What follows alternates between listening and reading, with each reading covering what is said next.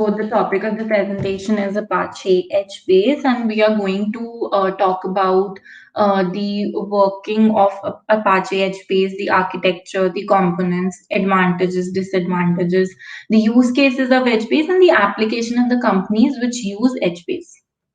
So HBase is an open source distributed versioned fault tolerant database software with random real time read write access to the data. So HBase is basically a column oriented database, and when you need random real time read access to your big data, we generally use the HBase.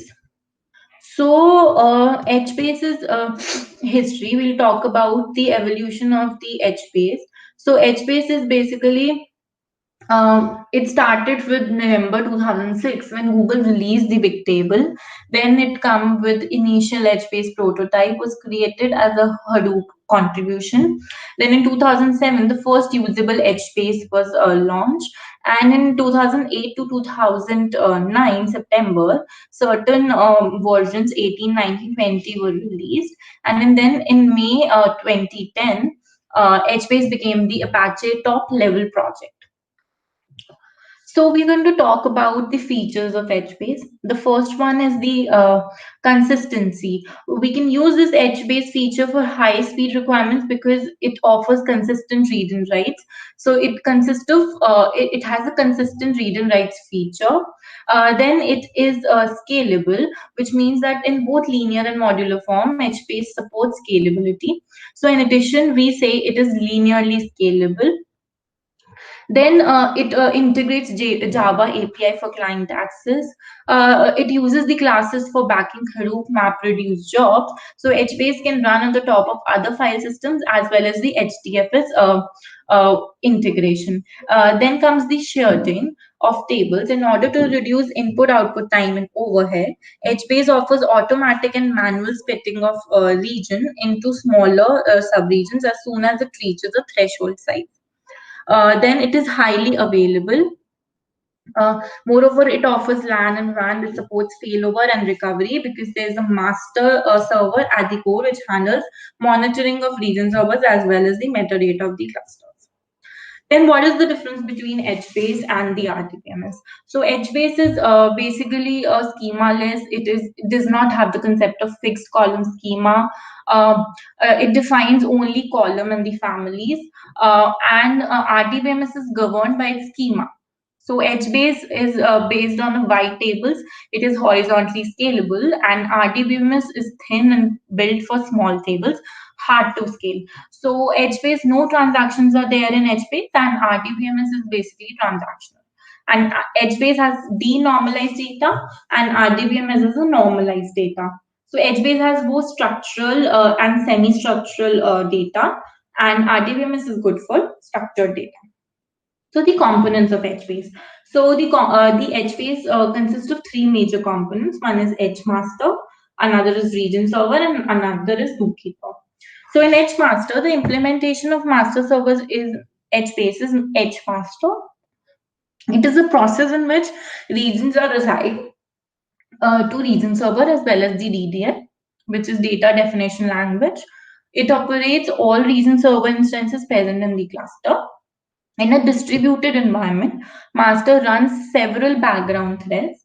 HMaster has many features like controlling, load balancing, failover, etc. The second component and a major component is the region server. So HBase tables are divided horizontally by a row key range in the regions. Regions are basic building elements of HBase cluster that consist of distribution of tables and are comprised of column families. The third is the zookeeper. It is like coordinator in the HBase. It provides services like load balancing, information naming, providing distributed synchronization, maintaining the configuration, server failure notification, etc. So clients communicate with the region servers via the zookeeper. So what are the pros of HDFS, HBase? So one is that it is schema-less. It has a fast processing service. Then we called about the scalability, which it has a linear scalability. It is consistent, it is highly available, and you can use it at any point of time. It has denormalized data, so it can work in large data sets. There is databases breakdown in it, and it is easy to use because Java API can be easily integrated with the client access. And it also provides a failover support and load sharing. Then comes the cons of HBase. So it does not have a transactional support like our DBMS has a transactional support. It does not have. It does not have a support to the SQL structure, which is difficult to integrate in another applications. So there's no replacement to HBase. It is built on authentication, which is a con, and it is sorted only on keys. And there's a single point of failover. There are memory issues in the HBase cluster as well. Then comes the HBase use cases. So majorly there is one is data volume. So it is must process petabytes of data in this distributed environment, else it will be misuse of the technology framework. The reason behind this is a small amount of data. It keeps all the nodes idle. It will be stored and processed in a single load only. Then it comes the application types. So while we use a variable schema with slightly different roles, when you are going for a key dependent access to store data, we generally use HBase. Then comes the hardware environment. If you have a good hardware support as HDFS works efficiently with large number of nodes, which is minimum 5, and HBase runs on top of HDFS, then HBase can be a right choice. Then comes the applications. The applications of HBase, which we'll talk in further slides in detail. One is e-commerce, web, oil and petroleum, support, the sports, and the medical. So the applications, it is used in medical field to kind of store the genome sequence using the MapReduce jobs. Then comes the sports. So for storing match histories for better analytics in the prediction. Oil and petroleum industry, it is used to analyze and explore the data and find out where the oil can be found. E-commerce, further for the purpose of recording and storing logs about customer search history, as well as to perform analytics and then target advertisement for better business. Even e-commerce sectors use HBase. Then, what are the major companies which use HBase? So it's Mozilla Firefox, then it's Facebook, Infolix, Twitter, and Yahoo. So Yahoo, one of the most famous companies, Yahoo also uses HBase.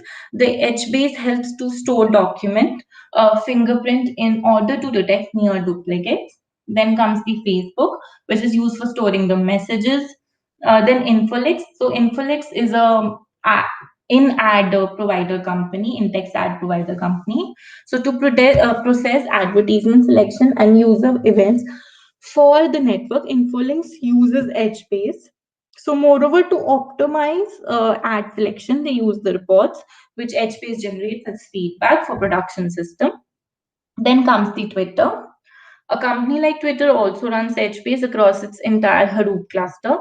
For them, HBase offers a distributed read-write backup of all MySQL tables in their production backend that helps engineers to run MapReduce jobs over the data while maintaining the ability to apply periodic row updates.